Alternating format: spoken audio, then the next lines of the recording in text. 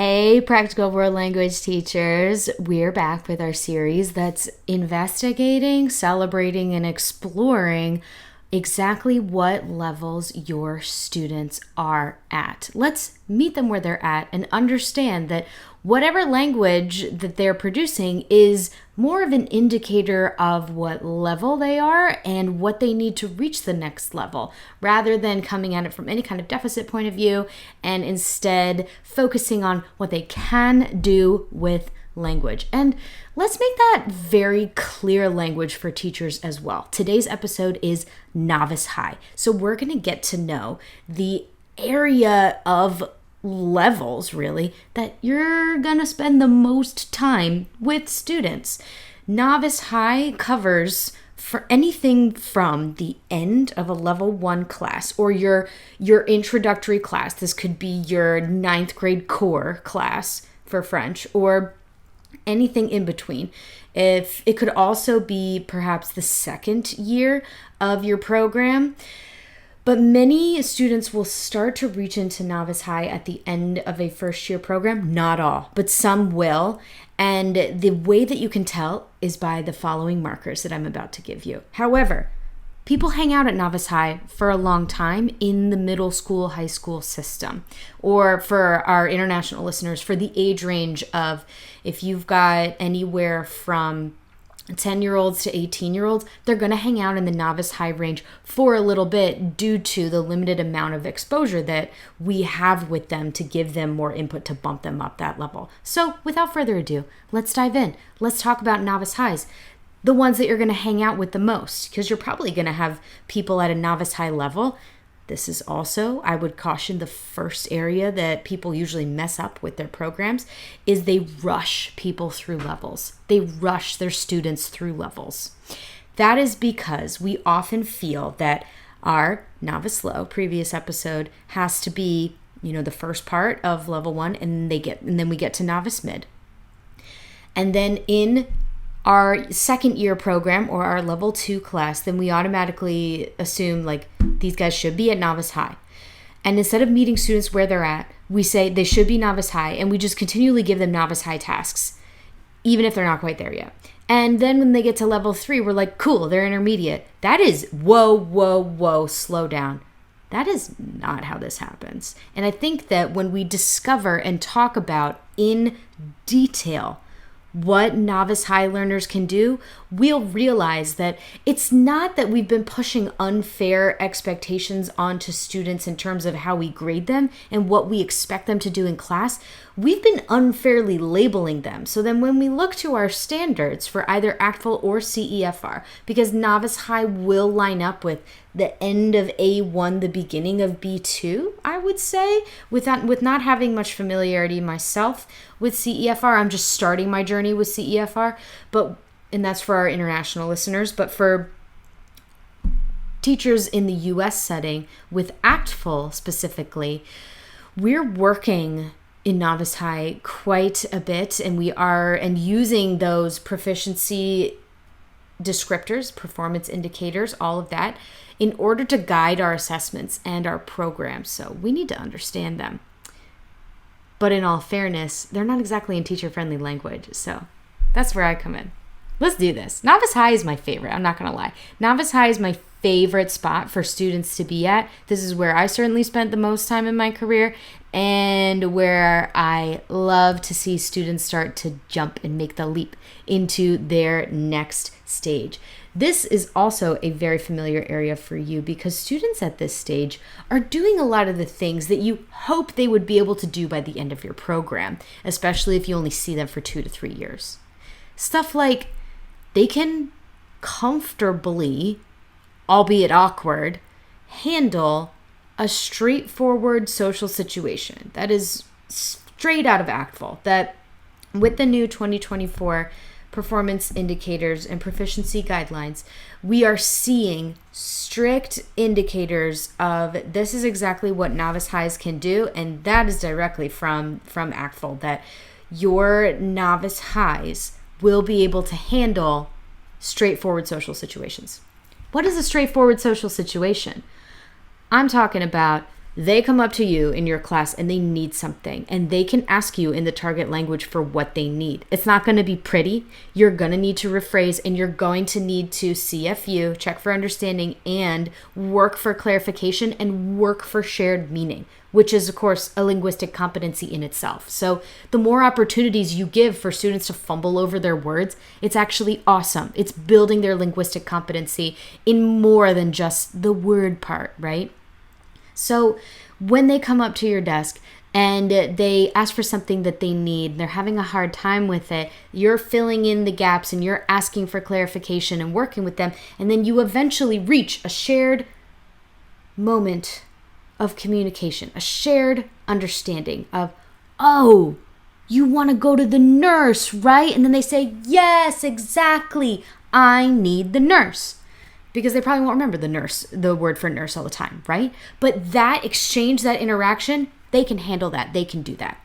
Your novice lows and your novice mids will not be able to handle that. Your novice mids are going to come up to your desk and be like, I need, and they're going to gesture and they'll say, leave, and you're going to have to work a lot harder to come to any kind of shared understanding.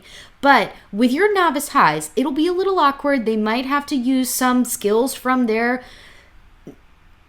first language in order to get there, but you'll be able to come to some shared communicative understanding of, oh, you need the nurse, and they'll say, yes, I need nurse. So it'll be a little clumsy, a little awkward. Another example of this is they could buy something. So they're going to go to the store. I'm going to say, pretend this is a coffee that they just bought. They're going to go to a coffee shop in Japan and they're going to say, I want the Kyoto iced coffee special. And they're just reading off the menu board, right? Because it's going to be a repurposed, already prepackaged phrase. So they're going to look at the menu board and then they're going to just say it. I want the Kyoto iced coffee or drip coffee special. And then they'll say, price or how much? The person will say, it costs this much. And they'll say, okay, thank you. The person will ask them, do you need anything else? And they're going to be like, what? Anything else? And it's going to be a little awkward. And they'll say, coffee. And the person who's talking to them will get it. Like, oh, okay. You need a little bit help with your language. You ordered. Cool. Okay. Here's how much it costs. And then they'll do some gestures to exchange the currency, and then they'll be on their way. But they'll be good. They'll be able to do it. It'll be clumsy, cute, and awkward, though. That's how you know they're novice high. Another way that you know they're novice high, because you can't always judge that type of circumstance or scenario, because there's not a lot of exchange happening in your classroom. There's plenty of social situations, but they must be straightforward, okay? It can't be something like you're going to go meet with a neighbor and ask them for something. Like, it needs to be straightforward. People that they're familiar with interacting with, words that they're familiar, and words that are familiar to them, and things that they've used before. Things where they can draw on their memorized phrases, their prepackaged phrases, as I like to call them, like it's that breakfast burrito ready to go. You just rip off the label and put it in the microwave. Their brain cooks it and it's ready to go. Those are the types of phrases that your novice highs will be comfortable with. But they'll start getting real fancy with it at novice high because they'll start to recombine. So let's say that you have these magical novice high students in your level 2 or in the beginning of your level 3 course. There's a lot of people in level 3 courses that are novice highs, okay? They're not intermediate yet. They might be reaching with a lot of these skills, but here's why we think they're intermediate when they're actually not. Here's what's happening. So intermediate low, they're cooking their own meal, okay? Like they're scrambling their eggs, they're scrambling the burritos. All of these are language components. They're mixing up the beans, they're making good stuff, they're chopping up the peppers and onions, and they know how to mix it, and they're adding spices because why would you do anything without spices? And then they are making a meal. That's intermediate low. And it's not perfect. Like they probably put in too much salt like I usually do, but it's still a nice home cooked meal. Delicious, wonderful. Can't wait to dive in on that conversation. Eat that breakfast burrito. Your novice highs cannot cook yet with language, okay? They are not cooking with fire. They are not cooking with language. Here's what they're doing. They are looking inside their brain freezer and they are pulling out, I like this breakfast burrito, and I like this prepackaged bacon, and I also like, this lovely soy meat tofu scrambly eggy thing. I'm going to put all that together, and a piece of fruit. So they are literally making one of the, I don't know, whatever you call it, but it's not cooking, right? Like they're putting stuff in a microwave and they're pressing a button. But it looks like a nice meal when you take it out of the packaging. Like, oh, there's a burrito. Oh, look, there's some tofu scrambled eggs right there. Oh, look at that. You have some fruit. But the student didn't do any cooking. They are just rearranging and recombining phrases. If we're going with this microwave analogy, why not? Let's dive way down that road. Novice lows don't know where the microwave is or what to put in it. And frankly, they really need to go grocery shopping, and you're doing that for them because you're their language parent. So you're filling up everything in their freezer, being like, here's a bunch of burritos. Here's some things that you can eat for breakfast. Here's some good stuff that you can have for dinner, okay? One day, you'll be able to feed yourself, and you'll be really excited. Novice mids are starting to look inside that freezer and pull things out linguistically and put it in the microwave to make their meal, their sentence. They're starting to learn how to use the microwave.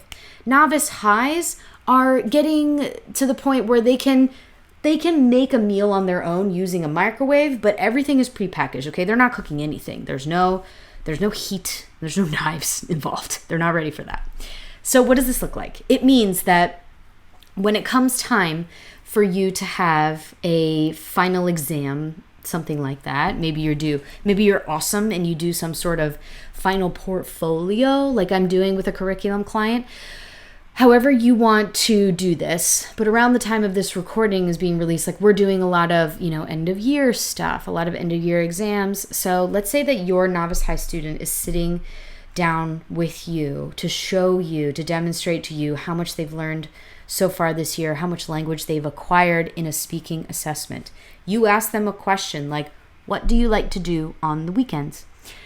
They know the question, they understand your question, and they're able to answer your question with things that they've already learned in class and things that they can recombine. They're pulling out the burritos from the freezer, the bacon from the other side of the freezer, and the scrambled egg tofu thing. Okay? And they can put it together to make a meal when you ask it. They can say things like, I like basketball on the weekends. And if they're really, on it, I like to play basketball on the weekends.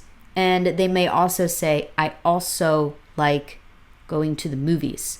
And so when you start to ask for more details, like, wow, tell me more. Who do you go to the movies with? They'll start giving you some answers. They might say, I go with my mom. And you might say like, cool, what did you see? And then that might be where the conversation stops. They might be like, because you're starting to get into creative language. Like, what did you see? They're gonna have to go with, I saw, and then remember the title, all that good stuff. And creative language won't be there for them yet, especially if they've never heard the word I see before, or that phrase like the in Spanish, or like j'ai vu in French. So if you're asking them they also, novice highs, a huge marker of this is that in interpersonal interactions, they're going to hang on for dear life and borrow everything that you use in the question, everything that you use in the conversation to create their language. So recombine. So a very common trait of novice highs is they will take the question that you've already given them, such as, what movie did you see? And in order to try and answer your question, they'll say, you see Aladdin. They'll use the phrases that you just gave them in an effort to try and put them into their freezer and cook them really quickly. But they won't be able to make creative language. So I hope that those examples help to clarify, like, okay, I understand where we're at. Like, that's some of my students, and some of my students over here can start to do creative language, but they can't consistently hold it over time. That's how you know.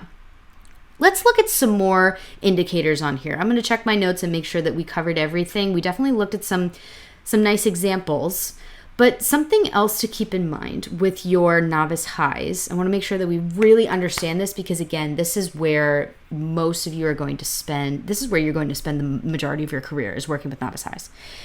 They can understand and react to most of the questions as long as they're about straightforward, everyday things. They can also confidently respond, especially if you give them requests that they're used to hearing a lot. They can respond to those.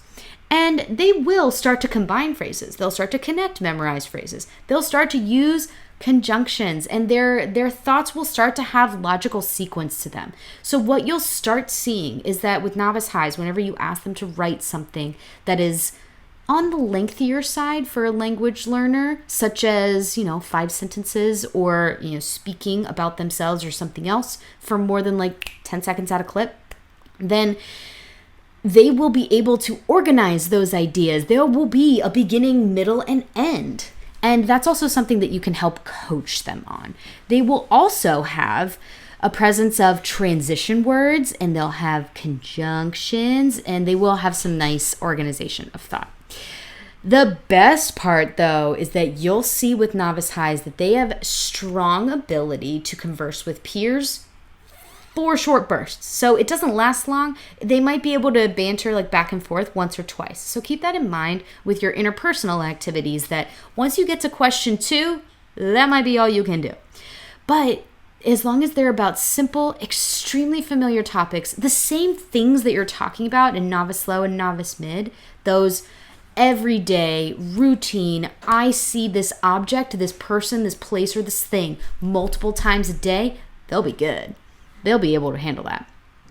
They also can spontaneously produce a rejoinder or some sort of reaction or emote in the language. It won't be consistent, but they can do it. And that's how you know that they're novice high, is that it's starting to happen more and more frequently. When it comes to conversation, when it comes to interpretive listening and interpretive reading, they'll be able to read interpretively at a pretty high level. So those who are in presentational terms or in speaking terms at novice high, their reading comprehension is much higher. So you can give them materials for an intermediate low or for even an intermediate mid student, and they'll be pretty comfortable with it. They'll be able to tell you less and less the higher it goes, but they'll be comfortable with it. They'll be fine. You don't need to always give them things at the novice high level, because what students can read is vast compared to what they can say. And of course, all that reading and input is going to just explode all of the things available to them in their lexical dictionary, or as the fun analogy that we've been using, their freezer full of little language burritos.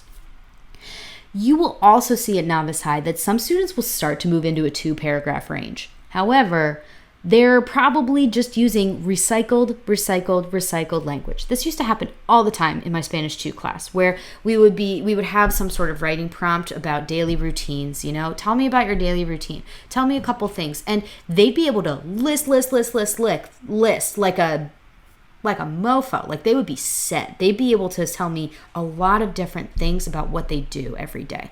But guess what? All of those sentences had the exact same structure. If all of your sentences that you're receiving from a student, even if the paragraph is rather lengthy, or even if the speech has a good duration to it and a good fluency to it, if all of it has the same structure, that is a big indicator to you that this student is at novice high. What they're doing is they are using that familiar structure, the only one that they know, the only one that they feel comfortable using, and they can explore and work with it and use different vocabulary terms to express different ideas, but they're never going to express them in different ways. That's how you know they're novice high. Length does not determine a student's ability to jump between levels. Let's think of a better way to say that. A better way to say that is that the length of discourse doesn't necessarily indicate a difference in proficiency levels. So if you have a student who's doing very repetitive work, it's not a bad thing. It's actually wonderful because they are producing for you. But because there's no variation in the structures, then that's indicating to you that they're at a novice high. They can also sometimes be a novice mid who are just, using the same plug-in starter sentence and then just changing the thing that they're talking about. That happens a lot. How you know that they're intermediate low is that not only do they have organization of idea, not only do they have sequence, but they're starting to become creative with their language. And we're going to talk more about that when it gets to intermediate low. When it comes to the magic word in the language teaching community, I say magic word sarcastically because I'm not a huge fan of it. But when it comes to errors, let's all be reminded as well that errors is defined in second language acquisition as a non-native utterance, which means that right off the bat, if native speakers are using it, guess what? It's grammatical. It doesn't really matter if it ruffles your feathers. It will indicate, different sociolinguistic undertones, but anything that a native speaker would use is grammatical under the definition of research-based second language acquisition. That's how we define it in the language sphere. So it doesn't always necessarily mean that the language is neat or tidy. All of the language that I'm using is very much so native speaker English, but there's a lot of times where I'll use slang or things where, letters are dropped off and things like that. So important to note that your novice highs will have a couple minor spelling, word order, morphology, all of that, sentence structure. They'll have a couple of those minor errors. It will be something that might make you go, oh, okay, and then you move on. If it really is making the sentence twisted up, that's when you need to pay attention to it. But if it's just, oh, okay, I'm ready to move on, I think I understand what they're saying, then you're good. Most importantly, things to remember about novice highs is that they have a lot more vocabulary to work with, because if we're thinking about the cone of excellence from ACTFL, they're getting a lot higher in the cone. So the reason that you will be working with novice highs for the majority of your career, lucky you, novice highs are amazing, is because it takes quite a while to fill up that cup. You're going to just keep adding new words, new structures, new things to their toolkit, new things for them to use. And that's a good thing. We want to give them that time to grow and develop and master all the new things that are being added to their chalice of excellence, according to ACTFL. So don't rush it. It's okay for students to hang out in novice high for a while. They might even hang out in novice high until level 4 in your program or year 4 of your program. That's fine. They also may be reaching into intermediate low, but they might not be able to consistently produce the work required of an intermediate low. And that is a whole nother thing. We'll talk more about that in the intermediate low episode. But for now, I hope you have a much deeper understanding of the students that will be in your room for the majority of your program. Like the end of level 1 up through 4 even, if you are working in a traditional high school system. And if you're not there, you could have novice highs in your program for up to 4 years. You might have some that are ready in level 2, and you might have some that are ready in level 3, and you might have some that are ready in level 4. It has so much to do with the quality of the input that you're giving them, the amount of seat time that they have with you, and the amount of input-driven seat time, the types of activities that they're working with, the balance between explicit grammar instruction versus the amount of input-driven instruction that they're being given. And most importantly, their motivation. Their motivation is a huge part of this puzzle. So let the novice highs be novice highs for as long as they're novice highs. And when it is time to acknowledge that intermediate low, that's when we'll address it. Thanks so much for being here. Give this podcast a rating so that other people can find it and earn some awesome karma points for it. You can also now text the podcast. So check out the information below, because I'd love to hear questions and comments from you about what should our next series of episodes be. I've already got a nice collection of some teacher questions from that text feature and from Instagram DMs, things like that. So I'm really excited to bring those to you. But for now, I'll see you in the next episode where we start talking about intermediate lows. Ciao!